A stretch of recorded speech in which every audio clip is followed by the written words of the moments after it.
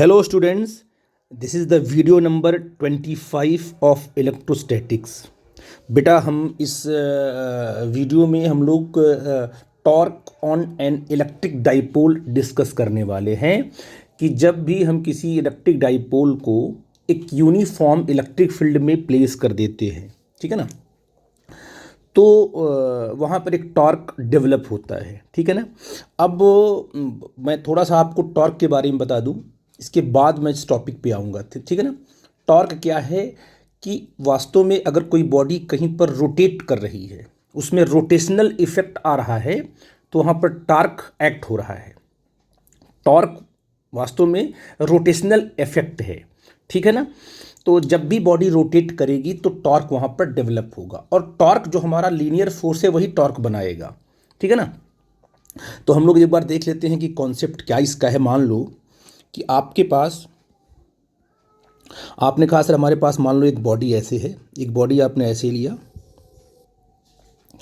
और ये एक रॉड ऐसे लिया आपने, ठीक है ना।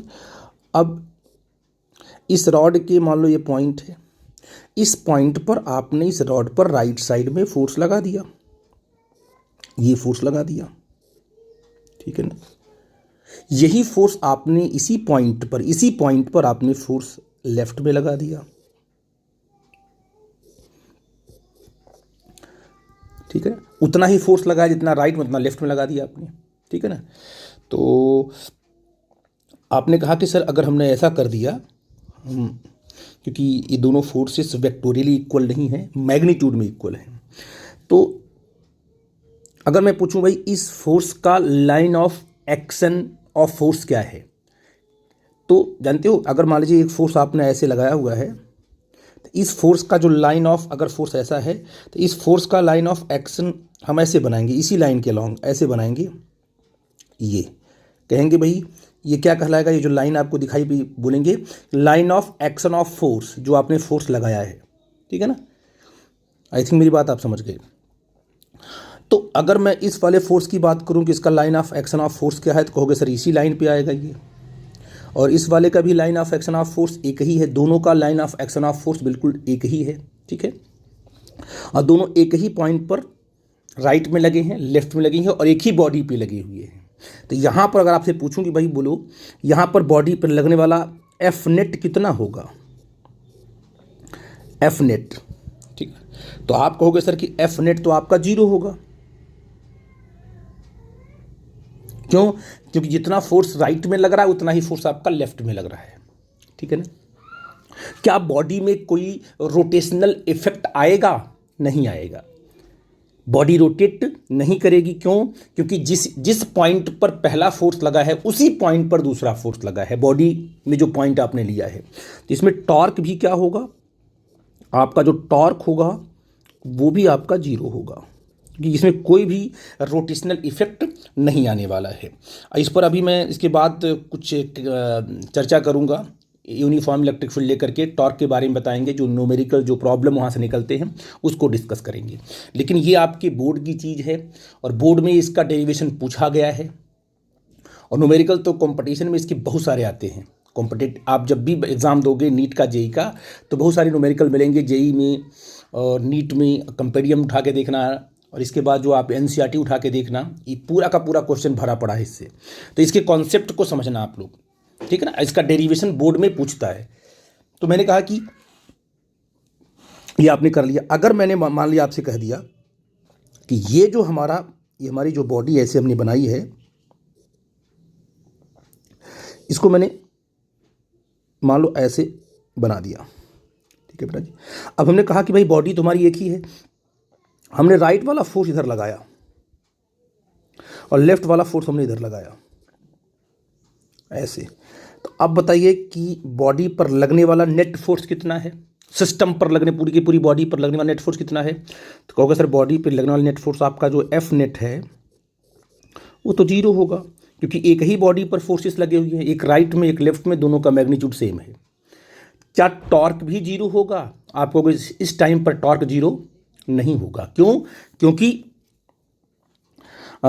इस बॉडी में रोटेशनल इफेक्ट आ जाएगा। अब ये जो फोर्सेस आपने लगाए हुए है ना, ये बॉडी में अलग अलग पॉइंट पे लग गए हैं, अगर बॉडी में अलग अलग पॉइंट पे फोर्सेस लगे हैं, दो फोर्सेस जस्ट अपोजिट, वो फोर्सेस क्या करेंगे, बॉडी को रोटेट कर देंगे, और जब रोटेट करेंगे तो रोटेशनल इफेक्ट आएगा और आपका जो टॉर्क है वो जीरो नहीं होगा। ये मैं आपको बता रहा था, ठीक है बेटा जी। अच्छा, टॉर्क हम कैसे निकालेंगे, टॉर्क का कैलकुलेशन कैसे करेंगे बेटा जी? टॉर्क का कैलकुलेशन हम ऐसे करते हैं, सबसे पहले क्या करते हैं, दोनों फोर्सेस के line of action of force बनाते हैं। दोनों फोर्स का, पहले वाले का line of action of force ये बनेगा ऐसे, दूसरे वाले का line of action of force ऐसे बनेगा, ठीक है ना। अब line of action of force के बीच का निकालते हैं परपेंडिकुलर डिस्टेंस। ये मान लो ये जो भी आपने लिया डी लिया, ये डी क्या है, D is the distance between the line of action of forces. First वाले का line of action of force, second वाले का line of action of force, उनके बीच का ये डिस्टेंस बना। तो टॉर्क अगर निकालना हो आपको, तो टॉर्क जब निकालोगे तो आप कहोगे सर कैसे निकालेंगे इसको टॉर्क? टॉर्क का फॉर्मूला होता है कि कोई एक फोर्स ले लो आप, है ना, आपने कोई एक फोर्स ले लिया, आई थिंक मेरी बात, आपने कहा कि हमने एफ ले लिया, तो आपने अगर हमने देखो टॉर्क की बात करते हैं हम लोग, तो कितना डिस्टेंस आपने कहा, हमारा डिस्टेंस है डी, तो डी क्रॉस एफ होगा, ऐसे होता है टॉर्क, डी क्रॉस एफ होगा। और अगर हम मैग्नीट्यूड में लिखते हैं इसको, अभी क्रॉस में नहीं लिखते, हम सिंपल मैग्नीट्यूड में बताते हैं आपको, बाद में हम क्रॉस बताएंगे। तो आप कहोगे सर कि अगर मैग्नीट्यूड में लिखते हैं इसको, सिंपल सी बात है कि जो आपका टॉर्क होगा वो क्या होगा कि कोई एक फोर्स ले लो और इनटू दोनों फोर्सेस के लाइन ऑफ फोर्सेस के बीच का परपेंडिकुलर डिस्टेंस, वो आप डी ले लो, ठीक है, तो ये टॉर्क बन जाएगा, ठीक है ना। तो force into perpendicular distance between line of action of forces, तो ये टॉर्क का फॉर्मूला आ जाएगा आपका। ये क्रॉस में नहीं, ये इनटू आपका सिंपल मैग्नीट्यूड के फॉर्म में। आई थिंक मेरी बात आप समझ गए। तो इस तरीके से हम लोग टॉर्क की बात करते हैं और हम टॉर्क कैलकुलेट करते हैं। अब आते हैं हम लोग अपने मेन टॉपिक पर जो हमें बताना था आपको, ठीक है बेटा जी। तो अब देखिए यहाँ से हम लोग जो है कि इसको हम यहाँ से रफ करेंगे। टॉर्क वाला कंसेप्ट मैंने आपको बता दिया, इसको आप लोग पॉज करके नोट कर लेना। और इसके बाद जो हमारी मेन टॉपिक है, हमें टॉर्क पे डिस्कस करना है और भी करेंगे हम, बट अभी हम आपको इसके इस कॉन्सेप्ट के बारे में, ये आपके पास एक यूनिफॉर्म इलेक्ट्रिक फील्ड है, मैंने बताया है। ये जो आपको फील्ड दिखाई पड़ रही है राइट साइड में जाती हुई, ये इलेक्ट्रिक फील्ड है, ये राइट साइड में, ठीक है बेटा जी। अच्छा, और ये कैसी इलेक्ट्रिक फील्ड, इसको बोलते हैं यूनिफॉर्म इलेक्ट्रिक फील्ड, ठीक है बेटा जी, यूनिफॉर्म इलेक्ट्रिक फील्ड है। और आपने ये भी पढ़ा है यूनिफॉर्म क्यों है, क्योंकि इक्वल स्पेसिंग है बिलो। बेटा जी देखो, दो लाइन के बीच में जो स्पेस है वो दो यहाँ भी है, इक्वल स्पेस में है और इनकी डायरेक्शन भी सेम है, तो यूनिफॉर्म इलेक्ट्रिक फील्ड है, आप जानते हो। इस पे मैं और भी न्यूमेरिकल कराऊंगा आगे चल करके, पहले इसको डिस्कस कर लेता हूँ। देखो बेटा जी, आपको एक कॉन्सेप्ट और बीच में डाल दूँ मैं। आपको पता है कि अगर मान लो यहाँ पर ऐसे इलेक्ट्रिक फील्ड बना हुआ है, ठीक है ना, ऐसे इलेक्ट्रिक फील्ड यहाँ बना हुआ है, तो आप कहोगे सर इस इलेक्ट्रिक फील्ड में अगर हम प्लस क्यू चार्ज रखते हैं, ये हमारा इलेक्ट्रिक फील्ड ऐसे बना हुआ है मान लो, इसमें अगर हम प्लस क्यू चार्ज रखते हैं तो प्लस क्यू पर जो फोर्स लगेगा, क्योंकि इलेक्ट्रिक फील्ड पहले से बना हुआ मैं बता चुका हूँ आपको, और जब आप इसमें प्लस क्यू चार्ज रखोगे, तो अगर इसमें आपने प्लस क्यू चार्ज रखा है ऐसे, है ना, तो इस प्लस क्यू चार्ज पर जो फोर्स लगेगा वो इलेक्ट्रिक फील्ड के अलॉन्ग लगेगा। अगर इलेक्ट्रिक फील्ड आपकी ये है तो इस पर लगने वाला फोर्स क्या होगा, इलेक्ट्रिक फील्ड के अलॉन्ग होगा, और उसको कहेंगे F equal to Q into E, electric field के अलॉन्ग, क्योंकि पॉजिटिव चार्ज आपका इलेक्ट्रिक फील्ड में रखा गया है। और अगर आपने नेगेटिव चार्ज रखा हुआ है तो नेगेटिव चार्ज पर लगने वाला फोर्स जो इलेक्ट्रिक फील्ड लगाएगा, वो लगने वाला फोर्स इलेक्ट्रिक फील्ड के जस्ट अपोजिट होगा और उतना ही मैग्नीट्यूड होगा, क्योंकि इलेक्ट्रिक फील्ड ई है और चार्ज का जो मैग्नीट्यूड है वो क्यू ही है। माइनस से क्या हो रहा है, सिर्फ फोर्स की डायरेक्शन बदल जा रही है, और ये मैं बता चुका हूँ आपको। तो दोनों फोर्सेस सेम होंगे बट आपका डायरेक्शन अपोजिट होगा, ये कॉन्सेप्ट मैं आपको बता चुका हूँ। ठीक है बेटा जी। तो अब यहाँ देखो, यहाँ पर क्या है, यहाँ पर एक यूनिफॉर्म इलेक्ट्रिक फील्ड है। हमने क्या किया है, यहाँ पर इलेक्ट्रिक डाइपोल हमने रख दिया है, ये यहाँ पर पॉजिटिव माइनस क्यू, यहाँ पर प्लस क्यू, ये इलेक्ट्रिक डाइपोल हमने यहाँ पर रख दिया है। और ये जो डायरेक्शन हमने दिखाई है ये डाइपोल मोमेंट की है। डाइपोल इलेक्ट्रिक डाइपोल मोमेंट की डायरेक्शन नेगेटिव से पॉजिटिव की तरफ होती है, अब मैंने आपसे बताया है। और ये जो मैंने इलेक्ट्रिक डाइपोल रखा हुआ है वो इलेक्ट्रिक फील्ड से कितना एंगल बना रहा है, थीटा एंगल बना रहा है। मैंने ऐसे इसको प्लेस किया है, डाइपोल लिया, और डाइपोल को हमने यूनिफॉर्म इलेक्ट्रिक फील्ड में रख दिया, और इस तरीके से हमने क्या है, थीटा एंगल इसको प्लेस कर दिया। ये क्या होगा, लेंथ क्या होगा, डाइपोल लेंथ क्या होगा बेटा, 2a होगा। हम पहले से 2a लेके चल रहे हैं, ठीक है ना। और ये इसका सेंटर है, ठीक है बेटा जी। अब बताइए, जैसे ही हमने इसको इलेक्ट्रिक फील्ड में प्लेस किया तो प्लस क्यू पर एक फोर्स काम करेगा राइट साइड में। कहाँ करेगा बेटा जी, राइट साइड में फोर्स काम करेगा, ठीक है ना। और वो कितना होगा, मैं यहाँ लिख देता हूँ, ये होगा आपका Q into E, right side में। और यहाँ पर जो फोर्स काम करेगा लेफ्ट साइड में, अगर इसको हम वेक्टर के फॉर्म में रखते हैं, अगर नेगेटिव पे जो फोर्स काम कर रहा है वो काम करेगा माइनस क्यू इंटू ई। माइनस यहाँ हमने क्यों लिखा, क्योंकि हम वेक्टर के फॉर्म में रख रहे हैं। मैग्नीट्यूड में दोनों का मैग्नीट्यूड सेम होगा। आई थिंक मेरी बात आप समझ पाए, ठीक है बेटा जी। अब बताइए कि यहाँ पर जो एफ नेट है, डाइपोल पर एफ नेट जो लग रहा है वो कितना है, what is the F net on the dipole. तो आप कहोगे सर जो एफ नेट होगा, इस केस में आप बनाओगे कि सर यहाँ जो आप निकालोगे, ये जो एफ नेट आप निकालोगे डाइपोल पे इस टाइम पर, वो आपका जीरो होगा। क्यों, क्योंकि जितना फोर्स कहाँ लग रहा है राइट में, उतना ही फोर्स कहाँ लग रहा है लेफ्ट में, और डाइपोल आपका एक सिस्टम है, तो लगने वाला जो एफ नेट आपका जीरो है, बट टॉर्क आपका जीरो नहीं है। क्यों, क्योंकि डाइपोल के एक एंड पर फोर्स एफ लग रहा है, दूसरे एंड पर फोर्स एफ लग रहा है, दोनों जस्ट अपोजिट हैं, और दोनों का लाइन ऑफ एक्शन जो है बिल्कुल अलग अलग है, अलग अलग पॉइंट पे हैं। तो रोटेशनल इफेक्ट आएगा, जिसका मतलब टॉर्क यहाँ पर एक्ट होगा। तो इस केस में आपका टॉर्क जीरो नहीं होगा, ठीक है ना। तो हम लोग टॉर्क का करते हैं कैलकुलेशन, ठीक है बेटा जी। तो टॉर्क को हम कैसे करेंगे कैलकुलेट, सबसे पहले हमें क्या करना पड़ेगा, सबसे पहले हमें line of action of force निकालना पड़ेगा। फोर्सेस का line of action of force निकालेंगे, उनके बीच का डिस्टेंस निकालेंगे। ये क्या है बेटा जी, देखो ये फोर्स यहाँ लगा हुआ है ना, इसे इसकी हमने लाइन ड्रॉ कर दिया ऐसे, ये इसका लाइन हमने ऐसे ड्रॉ कर दिया यहाँ पर ऐसे, ठीक है बेटा जी। अब देखो क्या ये क्या है, ये line of action of force है पहले वाले का, ये दूसरे वाले का है। इन दोनों के बीच का डिस्टेंस अगर देखें तो यहाँ से लेके ऐसे ड्रॉ किया परपेंडिकुलर आपने ऐसे, ये डिस्टेंस क्या कहलाएगा, परपेंडिकुलर डिस्टेंस, है ना। Perpendicular distance between the line of action of force, इसको निकाल लेंगे तो फार्मूला हमारा बन जाएगा, है ना। तो अगर हम आपसे पूछूं कि टॉर्क क्या होता है, तो आप कहोगे सर टॉर्क का फार्मूला यहाँ होता है, torque equal to either force, कोई एक फोर्स ले लेंगे, एक फोर्स का कोई किसी एक फोर्स का मैग्नीट्यूड एफ, क्योंकि दोनों फोर्सेस बराबर हैं, मैग्नीट्यूड लिया, इनटू क्या होता है, परपेंडिकुलर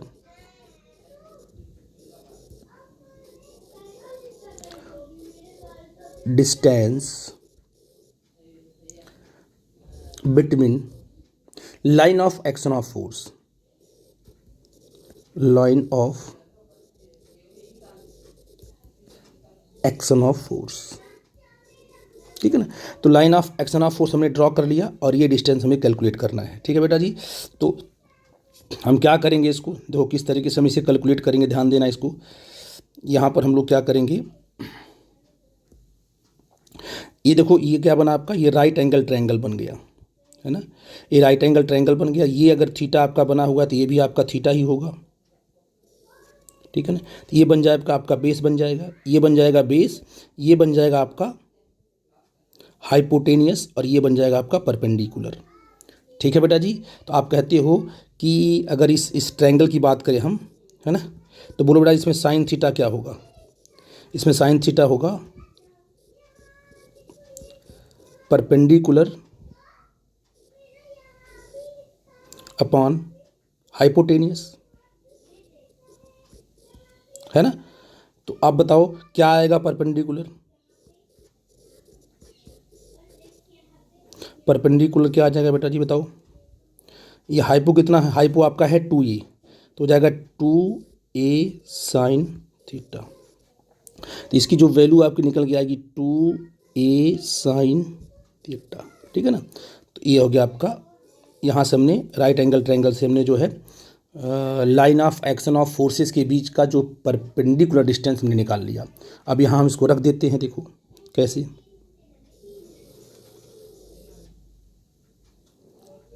ठीक है बेटा जी। तो इस चीज़ को हम लोग देखो कैसे करते हैं। आपने कहा यहाँ पर हमारा जो टॉर्क होगा कितना होगा बेटा जी? F into 2a sine theta, ठीक है बेटा जी। और यहाँ से देखो F टॉर्क कितना हो जाएगा? F कितना है? Q into E into 2a sine theta, ठीक है ना। अब टॉर्क कितना आया आपका? यहाँ से देखो जो टॉर्क डेवलप हो रहा है वहाँ पे हमने क्या किया, ऐसे लिख किया Q इंटू 2a, है ना, into E into a sine theta, sorry E into sine theta,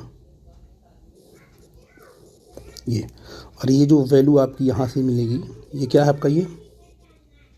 ये है electric dipole moment Q into 2a, ये बता चुका हूँ मैं आपको। तो यहाँ से जो टॉर्क आपका मिला कितना मिला? ये आपका हो जाएगा P into E sine theta, ठीक है बेटा जी। ये बहुत ही इंपॉर्टेंट फार्मूला निकल गया है टॉर्क का, कि जो टॉर्क यहाँ पर लग रहा है, क्योंकि ये यहाँ पर जो डाइपोल देख रहे हो इस पर टॉर्क लगेगा ना, क्योंकि इलेक्ट्रिक फील्ड ने फोर्स कहाँ लगाया? राइट में, यहाँ पर लेफ्ट में। तो ये ऐसे रोटेट करेगा, ये ऐसे रोटेट करेगा, ये इधर आएगा इस साइड में, अब माइनस जाएगा उस साइड में, तो टॉर्क इसको रोटेट करा देगा। तो जो रोटेशनल इफेक्ट है वही तो आपका टॉर्क है। और आपको पता है कि अगर इसको लिखेंगे वेक्टोरियली, ये आपका वेक्टोरियली क्या है? देखो ये torque equal to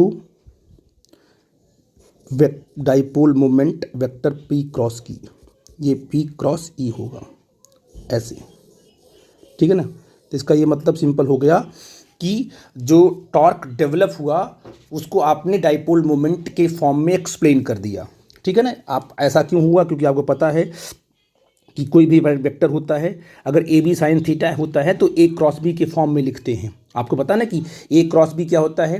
A B sine theta into N cap, ठीक है ना। तो ए बी कॉस थीटा होगा तो डॉट लिखते हैं, साइन आता है तो क्रॉस लिखते हैं। तो यहाँ पर हमने इसको क्रॉस के फॉर्म में पॉइंट आउट कर दिया। आई थिंक मेरी बात आप समझ पाए। ये पूरा का पूरा क्या था? ये कॉन्सेप्ट था, इसको ध्यान से सुनना आप लोग, समझना, क्योंकि ये बड़ी इंपॉर्टेंट चीज़ थी कि टॉर्क कितना डेवलप होगा। ठीक है बेटा जी। अब मैं क्या करूँगा, इसमें कुछ केसेस डील करूँगा, 1 बाई 1 करके हम लोग देखेंगे, और इसके बाद जो भी पॉइंट्स आपको समझ में आएंगे वो ठीक है, जो नहीं आएंगे वो हमसे पूछोगे आप लोग। ठीक है बेटा जी। तो मैं अगले कॉन्सेप्ट में चलता हूँ। ओके। अब बेटा जो है केस फर्स्ट में हम लोग देखेंगे कि अगर थीटा को हम चेंज करते हैं तो what is the effect on torque, torque पर क्या इफ़ेक्ट पड़ने वाला है। आपको पता है कि मान लो आपने इस पोजीशन पे टॉर्क को रखा हुआ है, ठीक है ना, सॉरी आपने इस पोजीशन पर इलेक्ट्रिक डाइपोल को रखा हुआ है, तो ये इलेक्ट्रिक डाइपोल पर टॉर्क लगेगा और वो टॉर्क उसको रोटेट करके इलेक्ट्रिक फील्ड के अलोंग लेके चला आएगा। ठीक है ना। तो जैसे ये आपका प्लस क्यू इलेक्ट्रिक फील्ड के अलोंग आएगा और माइनस क्यू जो इलेक्ट्रिक फील्ड के जस्ट अपोजिट आएगा, उस टाइम पर थीटा क्या होगा आपका? जीरो होगा। ठीक है ना। तो आपने कहा कि if theta equal to zero, तो पोजीशन कैसी हो जाएगी? ये आपका बन जाएगा, देखो ये आपका है माइनस क्यू और ये आपका है प्लस क्यू। ठीक है। ये आपका डाइपोल मोमेंट ऐसे हो जाएगा, ऐसे। ऐसे हो जाएगा। और इलेक्ट्रिक फील्ड कैसे है, इलेक्ट्रिक फील्ड भी ऐसे ही है,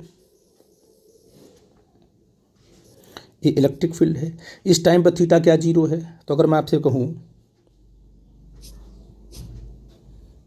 यहाँ पर हमने माइनस क्यू यहाँ आ जाएगा और प्लस क्यू यहाँ आ जाएगा, क्योंकि वो इलेक्ट्रिक फील्ड के टॉर्क क्या करेगा, उसको रोटेट कर देगा। तो अगर मैं पूछूं कि अब बताओ इस केस में इस माइनस क्यू पर क्या फोर्स काम करेगा, तो आप कहोगे इस पर फोर्स काम करेगा राइट साइड में F equal to Q into e, और यहाँ पर फोर्स काम करेगा लेफ्ट साइड में F equal to Q into e. अब इस पोजीशन में कोई भी टॉर्क डेवलप नहीं होगा, क्योंकि दोनों फोर्सेस का जो लाइन ऑफ एक्शन है ना, बिल्कुल एक लाइन में आ गया। अब यहाँ पर टॉर्क डेवलप नहीं होगा। इस केस में टॉर्क क्या हो जाएगा, 0। जैसे ही थीटा 0 होगा आपका टॉर्क भी 0 हो जाएगा। जब तक ये कुछ ना कुछ एंगल बनाता रहेगा तब तक आपका टॉर्क लगता रहेगा, और जैसे ही दोनों फोर्सेस एक लाइन में आ जाएंगे तो टॉर्क विल बी 0। तो आप यहाँ पर जो टॉर्क आपको मिलेगा वो 0 मिलेगा। इस केस में ये टॉर्क आपका क्या हो जाएगा, 0 हो जाएगा। अच्छा, एफ नेट तो 0 है ही, टॉर्क भी आपका 0 हो जाएगा। फार्मूले से भी देख सकते हैं हम लोग हैं कि टॉर्क इक्वल टू क्या लिया आपने, पी ई साइन 0। साइन 0 0 तो ये 0 लेंगे, साइन 0 0 होता है, तो टॉर्क इक्वल टू क्या आ गया आपका, 0 आ गया। ठीक है बेटा जी, ये आई थिंक मेरी बात आप समझ गए। और ये कॉन्सेप्ट बार बार रिपीट होता है, स्टेबल। अब सिस्टम किस में है, ये हो गया आपका इक्विलिब्रियम में हो गया। इस पर नेट फोर्स 0 है, टॉर्क भी 0 है, न तो रोटेशन होगा न तो लीनियर मोशन होगा, बिल्कुल स्टेबल हो जाएगा ये। तो ये स्टेबल हो गया। अब ये आपका डाइपोल जो हो गया वो स्टेबल हो गया, ठीक है ना, इसमें रोटेशन नहीं होगा। तो दो टाइप के इक्विलिब्रियम होते हैं, एक स्टेबल होते हैं और एक अनस्टेबल होते हैं। स्टेबल किसे कहते हैं, जब ये मान लो ये इलेक्ट्रिक फील्ड के अलोंग आ गया, जैसे ही थोड़ा सा इसको डिस्टर्ब करोगे, इसको आप थोड़ा सा ऊपर नीचे डिस्टर्ब करो, किसको, इलेक्ट्रिक डाइपोल को, तो जैसे ही थोड़ा सा डिस्टर्ब करो, मान लो इलेक्ट्रिक डाइपोल को आपने थोड़ा सा डिस्टर्ब करके आपने ऐसे बना दिया, ये इलेक्ट्रिक डाइपोल आपने ऐसे बना दिया, तो फिर इस इलेक्ट्रिक डाइपोल पे क्या करेगा, फोर्स ऐसे काम करेगा, इधर इस पे इधर फोर्स काम करेगा। तो मतलब ये है कि जैसे ही इसको आप डिस्प्लेस करोगे वैसे क्या करेगा, जो फोर्स है उसको इक्विलिब्रियम में लेके आना चाहेगा। तो मतलब अगर किसी सिस्टम को स्लाइटली डिस्प्लेस करो इक्विलिब्रियम से, और वो सिस्टम फिर से कहाँ, इक्विलिब्रियम की तरफ आ जाए, तो आप कहोगे कि वो स्टेबल इक्विलिब्रियम है। इस केस में इधर प्लस क्यू है, इधर माइनस क्यू है। अगर आपने क्या इसको स्लाइटली थोड़ा सा डिस्प्लेस किया, इस डाइपोल को आपने ऐसे कर दिया, और ऐसे करने के बाद छोड़ दिया, छोड़ने के बाद फिर ये क्या होगा, फिर ये इसी लाइन में आ जाएगा due to the torque. Torque क्या करेगा, उसको एक लाइन में लेके चला आएगा। इसका ये मतलब हुआ कि कैसा इक्विलिब्रियम है ये, जिस पोजीशन में पहले था वो उसी पोजीशन में आ जाएगा ये। तो जब भी आपका डाइपोल जिस पोजीशन में था उसी पोजीशन में स्लाइटली डिस्प्लेस करने के बाद उसी पोजीशन में आने की कोशिश करे या आ जाए, तो वो जो इक्विलिब्रियम पोजीशन होगी ये, उसे बोलेंगे स्टेबल इक्विलिब्रियम पोजीशन। तो ये जो पोजीशन होगी वो होगी स्टेबल इक्विलिब्रियम स्टेट। ठीक है बेटा जी, ये होगा आपका स्टेबल इक्विलिब्रियम स्टेट। अब हम बात कर लेते हैं किसकी, सेकेंड केस की, केस नंबर 2। इसमें क्या होगा बेटा जी, केस नंबर 2 में आपने क्या किया, आपने कहा सर कि हमारे पास ये इलेक्ट्रिक फील्ड ऐसे है, ये इलेक्ट्रिक फील्ड है, डाइपोल को आपने बिल्कुल वर्टिकल कर दिया ऐसे, ये आपका डाइपोल है, यहाँ पर आपका क्या है, प्लस क्यू है, यहाँ पर आपका क्या है, माइनस क्यू है। तो इलेक्ट्रिक फील्ड और डाइपोल मोमेंट के बीच में कितना एंगल बना, ये बन गया आपका 90 डिग्री। तो थीटा क्या रखोगे आप लोग, 90 डिग्री। ठीक है ना। तो देखते हैं टॉर्क क्या होगा, जो आपका टॉर्क आएगा वो आएगा पी ई साइन 90 डिग्री। ये टॉर्क आपका बन जाएगा यहाँ से पी ई, ये मैक्सिमम टॉर्क होगा, ठीक है ना, ये मैक्सिमम टॉर्क होगा, क्योंकि साइन 90 की वैल्यू जो है मैक्सिमम होती है, साइन की वैल्यू 90 पे ही होती है मैक्सिमम। इसका मतलब क्या हुआ कि जब आपका इलेक्ट्रिक डाइपोल बिल्कुल परपेंडिकुलर होगा, उस टाइम पर इलेक्ट्रिक फील्ड में रखा हुआ होगा, यूनिफॉर्म इलेक्ट्रिक फील्ड में, तो उस टाइम पर इलेक्ट्रिक डाइपोल पर जो लगने वाला टॉर्क है वो मैक्सिमम होगा। ठीक है ना, नेट फोर्स तो जीरो है, पहले ही कंफर्म कर दिया आपने। ठीक है ना बेटा जी, तो ये चीज़ बड़ी इंपॉर्टेंट थी। अब हम देखते हैं कि अब हम तीसरी केस देख लेते हैं, केस नंबर 3। ठीक है बेटा जी, तो देखो बेटा केस नंबर 3 में क्या होगा, थीटा को हमने क्या कर दिया 180 डिग्री ले लिया, तब क्या होगा देखते हैं हम लोग। ये देखो बेटा जी, ये आपकी इलेक्ट्रिक फील्ड है, ठीक है ना, ये आपकी इलेक्ट्रिक फील्ड है, और ये आपका इलेक्ट्रिक डाइपोल है। कैसे, आप कहोगे कि सर यहाँ आ गया आपका प्लस क्यू, यहाँ आपका आ गया माइनस क्यू। आपने क्या किया कि इलेक्ट्रिक डाइपोल को आपने पूरा का पूरा ऐसे रोटेट कर दिया, ऐसे घुमा दिया ऐसे, क्योंकि थीटा कब होगा, जब ये आपका प्लस क्यू उधर चला आएगा इस साइड में, और माइनस क्यू कहाँ चला जाएगा उस साइड में, तो थीटा की वैल्यू क्या हो जाएगी 180 डिग्री है। मतलब आपने इलेक्ट्रिक डाइपोल को इलेक्ट्रिक फील्ड में जस्ट अपोजिट रोटेट कर दिया आपने पूरा का पूरा। तो वो देखो प्लस क्यू यहाँ चला आया, माइनस क्यू यहाँ चला आया। अब इलेक्ट्रिक फील्ड के बीच में देखो डाइपोल किधर हो गया, इलेक्ट्रिक डाइपोल इधर हो गया, डाइपोल मूवमेंट इधर हो गया, और इलेक्ट्रिक फील्ड इधर हो गई। तो थीटा कितना कितना हो गया, थीटा का, थीटा की वैल्यू क्या हो गई 180 डिग्री हो गई। ठीक है बेटा जी, तो अब देखा जाए क्या होगा। तो आपने कहा कि यहाँ पर होगा जो आपका टॉर्क डेवलप होगा, कितना होगा पी ई साइन 180 डिग्री। ठीक है ना, पी ई साइन 180 डिग्री हो जाएगा बेटा जी। और साइन 180 की वैल्यू क्या होती है, जीरो होती है, मतलब टॉर्क भी यहाँ क्या होगा, जीरो होगा। तो आपने कहा कि सर टॉर्क इसमें भी जीरो हो गया, और जीरो होगा भी क्योंकि माइनस क्यू पर कहाँ फोर्स काम करेगा, जो यहाँ पर माइनस क्यू है ना, ये जो माइनस क्यू है, देखो बेटा जी, ये जो आपका माइनस क्यू है, इस माइनस क्यू पे जो फोर्स कहाँ काम करेगा, लेफ्ट साइड, ऐसे, क्योंकि इलेक्ट्रिक फील्ड माइनस क्यू पे कहाँ फोर्स लगाती है, इलेक्ट्रिक फील्ड माइनस क्यू पे उस अपने अपोजिट फोर्स लगाती है, और प्लस पे कहाँ फोर्स काम करेगा, इस डायरेक्शन में। तो इन दोनों पे फोर्स बिल्कुल एक ही लाइन के अलॉन्ग लग रहा है। वो अलग बात है दोनों फोर्सेस अपोजिट हैं, बट लाइन उनकी क्या है, लाइन ऑफ एक्शन उनका एक ही है, तो इसमें रोटेशन होना ही नहीं है। ठीक है ना, तो ये एक दूसरे को ऐसे कंप्रेस करेंगे, है ना। इलेक्ट्रिक फील्ड क्या करेगी, माइनस क्यू को लेफ्ट में धक्का देगी और प्लस क्यू को राइट में देगी, तो इसमें रोटेशन नहीं होगा और सारे फोर्सेस कैंसिल भी हो रहे हैं। तो ये इसकी पोजीशन होगी। ये भी इक्विलिब्रियम स्टेट आ गया, क्योंकि अभी डाइपोल पे लगने वाला नेट फोर्स जीरो है, नेट टॉर्क जीरो है। ठीक है ना, लेकिन ये स्टेबल है कि अनस्टेबल है, इसको हम चेक कर लेते हैं। इसको चेक करने के लिए जो इक्विलिब्रियम पोजीशन आपने फाइंड आउट की है, वहाँ से हम डाइपोल को थोड़ा सा स्लाइटली उसको रोटेट करेंगे। अगर हमने रोटेट करके छोड़ दिया और डाइपोल फिर से अपने इनिशियल स्टेट में आ गया जहाँ पहले था, तब तो वो इक्विलिब्रियम स्टेट कहलाएगा। और अगर वो घूम करके कोई और पोजीशन पकड़ लिया तो वो अनस्टेबल इक्विलिब्रियम कहलाएगा। तो आप बताइए यहाँ पर, ठीक है, अगर आपने इसको, इस इलेक्ट्रिक डाइपोल को थोड़ा सा आपने ऐसे टिल्ट कर दिया, ऐसे, ये इसकी पोजीशन है, इनिशियल पोजीशन है। ठीक है ना, आपने थोड़ा सा इसको ऐसे टिल्ट कर दिया ऐसे, ठीक है ना, तो यहाँ आ जाएगा आपका प्लस क्यू, यहाँ आ जाएगा आपका माइनस क्यू। तो अब बताओ बेटा जी, प्लस क्यू में फोर्स कहाँ लगेगा काम, जैसे ही आपने इसको टिल्ट किया थोड़ा सा, तो आपने कहा कि इलेक्ट्रिक फील्ड क्या करेगी, इस पर इधर फोर्स लगाएगी और इस पर इधर फोर्स लगाएगी। आपने इसको टिल्ट करके छोड़ दिया, छोड़ने के बाद आप देखोगे कि प्लस क्यू अपनी पोजीशन में रहेगा नहीं, ये घूम जाएगा इधर की तरफ, टॉर्क उसको राइट साइड लेके चला जाएगा। इसका मतलब क्या है कि इस इक्विलिब्रियम पोजीशन तो है ये, लेकिन यहाँ से इसको चाहे ऊपर चाहे नीचे स्लाइटली डिस्प्लेस करो तो ये प्लस क्यू घूम कर राइट साइड चला जाएगा ड्यू टू द टॉर्क। इसका मतलब ये स्लाइटली डिस्प्लेस करने के बाद प्लस क्यू अपनी इनिशियल पोजीशन पे नहीं आ रहा था, जैसा कि पहले वाले में हो रहा था, इसमें हो रहा था। इस वाले केस में देखो पहले क्या था, यहाँ पर माइनस क्यू था, यहाँ पर प्लस क्यू था। ठीक है बेटा जी, आपने क्या किया, आपने इसको स्लाइटली डिस्प्लेस किया ऐसे एंगल पे, अब छोड़ दिया तो इस पर फोर्स कहाँ राइट साइड में, इस पर कहाँ लेफ्ट साइड में, फिर देखो प्लस क्यू है ना, प्लस क्यू फिर घूम के इधर चला आएगा। छोड़ने के बाद फिर अपने इनिशियल स्टेज पे आ गया, तो इसको बोलते हैं इक्विलिब्रियम स्टेज। और जब इस वाले केस में यहाँ पर प्लस क्यू, यहाँ पर माइनस क्यू, आपने इसको स्लाइटली डिस्प्लेस किया, यानी इसको प्लस क्यू को आप यहाँ लेके आए, माइनस क्यू को आप यहाँ लेके गए, छोड़ दिया आपने। तो आप देखोगे माइनस क्यू पर टॉर्क कहाँ लगेगा, फोर्स कहाँ लगेगा, लेफ्ट में, इस पर कहाँ लगेगा, राइट में, और ये इसको पूरा का पूरा रोटेट कर देगा। इसका मतलब ये स्लाइटली डिस्प्लेस करने के बाद अपने इनिशियल स्टेट पर नहीं आ रहा है, ये पूरा का पूरा अपनी पोजीशन चेंज कर दे रहा है। तो इक्विलिब्रियम तो है ये, लेकिन इसको बोलेंगे अनस्टेबल इक्विलिब्रियम स्टेट। क्या बोलेंगे बेटा जी, अनस्टेबल इक्विलिब्रियम स्टेट, इसको बोलेंगे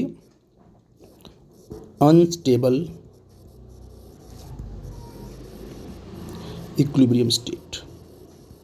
ये तो ये 3-4 केसेस थे जिनको हमने 1 बाय 1 कर डिस्कस किया बेटा जी। टॉर्क मैक्सिमम कब होगा, जीरो कब होगा, कब स्टेबल इक्विलिब्रियम होगा। आपको पता है कि 2 केसेस में आपका इक्विलिब्रियम आ रहा है। पहला, जब एंगल आपका जीरो है तब इक्विलिब्रियम आ रहा है, और सेकेंड, जब एंगल आपका 180 डिग्री है तब इक्विलिब्रियम में आ रहा है। इक्विलिब्रियम का मतलब लगने वाला टॉर्क, लगने वाला फोर्स सब कुछ जीरो है, लेकिन एक स्टेबल है और एक अनस्टेबल है। स्टेबिलिटी को चेक करने का तरीका मैंने आपको बताया, कैसे उसको बोलेंगे, किसको बोलेंगे। पहले वाले केस में थीटा इक्वल टू 0 में स्टेबल इक्विलिब्रियम आ गया, और आपका जो 180 डिग्री है उसमें अनस्टेबल इक्विलिब्रियम आ गया। इन सब चीज़ों को आप 1 बाय 1 पढ़ना, और कोई डाउट होगा तो हमसे डिस्कस करना बेटा, ठीक है। आई थिंक मेरी बात आप समझ गए।